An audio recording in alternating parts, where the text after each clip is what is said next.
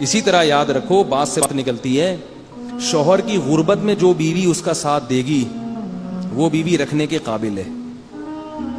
یہ بہت ہو رہا ہے آج کل، میرے پاس فون آتے ہیں، شوہر کے پاس پیسہ تھا، دولت تھی، بیوی بڑی خوش، بے روزگار ہو گیا، روڈ پہ آ گیا، چپل خریدنے کے پیسے ہی نہیں ہیں، بیگم بھاگ گئی۔ آتے ہیں میرے پاس فون، بھاگ گئی، یعنی میں ایسے غریب کے ساتھ رہ نہیں سکتی۔ میں پتہ ہے کیا مشورہ دیتا ہوں؟ بعض علماء کی عادت ہوتی ہے ہر جگہ جوڑ پیدا کرنا، وہ بھی اچھی سوچ ہے ان کی، میرا اسٹائل تھوڑا سا وکھری ہے، ٹھیک ہے، ٹیکنیکل اسٹائل ہے۔ میں ان سے کہتا ہوں کہ جاؤ بیوی کو منا کے لاؤ، بولو بھائی میں بھی تو سوکھی روٹی کھا رہا ہوں نا میرے ساتھ، اسی میں تم شریک ہو جاؤ، یا تو میں مرغے کھا رہا ہوتا جا کے، میں باہر نہیں کھاؤں گا، میں تمہارے ساتھ میں بھی بھوکا ہوں۔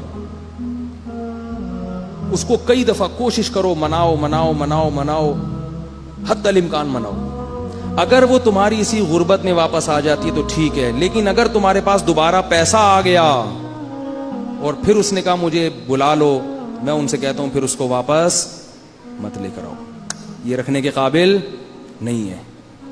اسٹائل ہے بھائی ہمارا، کسی کو اختلاف ہو سکتا ہے، یہ رکھنے کے قابل نہیں۔ حضرت ابراہیم علیہ السلام جب گئے تھے نا اسماعیل علیہ السلام سے ملنے، تو اسماعیل علیہ السلام گھر پہ نہیں تھے، ان کی بیوی سے پوچھا کہ تمہارا شوہر کیسا ہے؟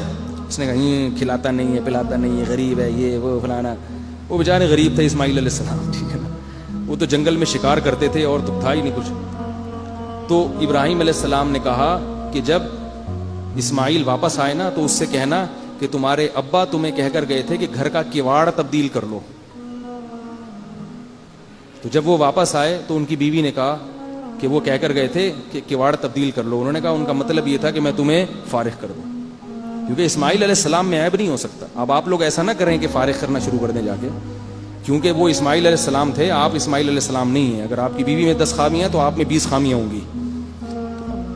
وہی بات ہے نا کہ ایک دفعہ امام احمد ابن حنبل کے پاس ایک شخص آیا، اس نے کہا کہ میرے ابا کہہ رہے ہیں کہ میں اپنی بیوی کو طلاق دے دوں، تو انہوں نے کہا نہیں دو ابا کے کہنے پہ۔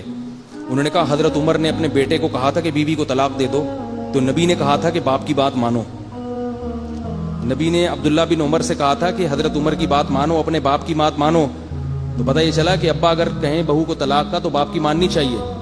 تو حضرت امام احمد بن حنبل نے جواب دیا حل ابو کا مثل عمر، کیا تمہارے ابا بھی عمر جیسے ہیں؟ مطلب یہ کہ وہ ابن عمر کے ابا تھے نا، عمر، وہ بہو کو طلاق دینے کا کہہ رہے تھے تو وہ ان کے ابا کو کہا ہے، عبداللہ بن عمر کے ابا کو نبی نے کہا ہے، تمہارے ابا کے بارے میں نہیں کہا۔ تمہارے ابا اگر عمر جیسے ہیں پھر تو ٹھیک ہے، کیونکہ حضرت عمر اگر حکم دے رہے ہیں بیٹے کو تو اس کی کوئی معقول وجہ ہوگی، وہ خام خامے نہیں دے رہے ہوتے۔